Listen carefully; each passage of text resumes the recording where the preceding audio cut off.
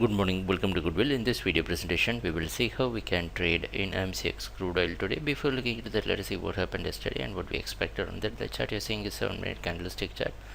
Yesterday, the market opened here 4,860s, and as per our advice, it was a market watch day. So right after the opening, the price constantly taking resistance around 4,860s, and it tried to move near 4,892, but resulted in a failure. Came down till 4,740 and closed near 4,797. Today, it's expected to open more or less near or in and around 4,800 levels.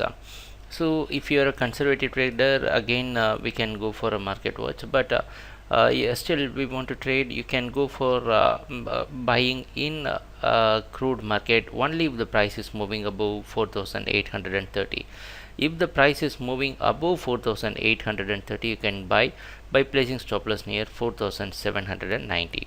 So this is the only entry point where we can enter into trade in crude for today. If the price is still dropping, let's leave it for today's trading, and then we will take a trading position when we got proper entry point. So thanks a lot for watching our videos. Happy trading. Take care. Bye.